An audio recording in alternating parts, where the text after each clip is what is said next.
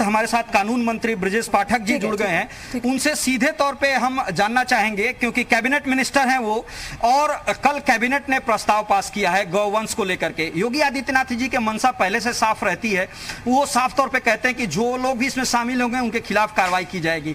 इस फैसले को आप कैसे देखते हैं और कैसे मील का पत्थर साबित होने वाला है? अच्छा फैसला है, और इससे गोमाता पर जो लोग अत्याचार अनाचार कई वर्षों से, कई दशकों से कर रहे थे, उन पर रोक लगेगी और गंभीर सजा का प्रावधान होने से लोग इससे बचेंगे, हिचकेंगे।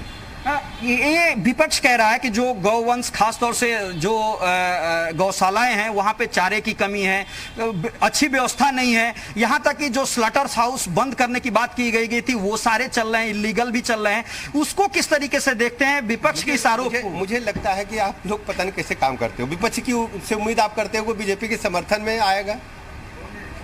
ये पॉसिबल है क्या? विपक्ष इस तरीके का आरोप लगाता है, उससे हमारे ऊपर कोई असर नहीं।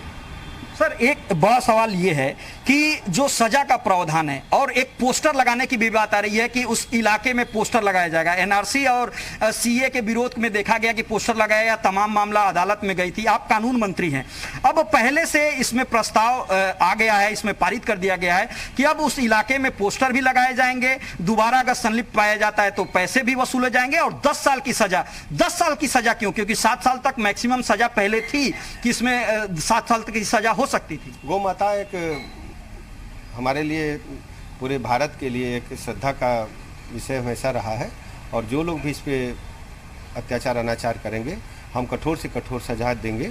और पोस्टर का विषय इसलिए इसमें रखा गया कि बाद में अदालत में पचड़े में कुछ बात न जाए।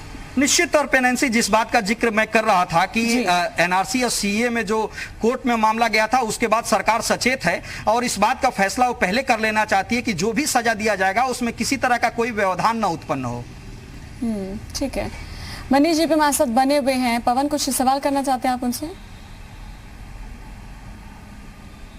मेरा केवल उनसे एक सवाल है कि तमाम तरह के जो आरोप, चाहे विपक्ष की बात करें या जो स्थितियां देखने को मिली, महाराजगंज में अधिकारी सस्पेंड किए गए थे और केवल इसलिए सस्पेंड किए गए थे कि जो व्यवस्था थी वो व्यवस्था उसको पूरा नहीं कर पा रहे थे।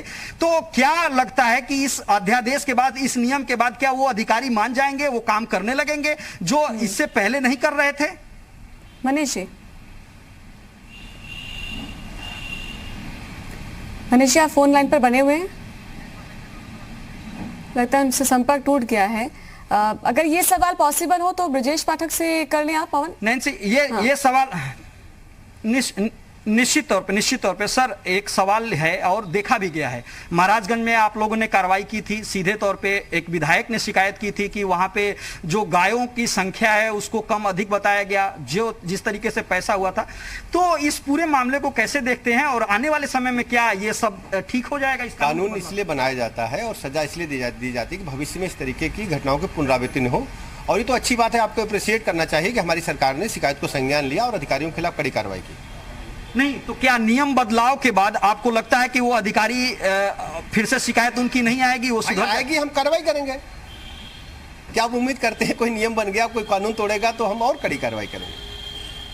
निश्चित तौर पे इनका साफ तौर पे कहना कि अगर शिकायत आती है तो उनके खिलाफ कार्रवाई की जाएगी और जो नहीं सुधरेंगे उनके खिलाफ कठोर कार्रवाई की जाएगी।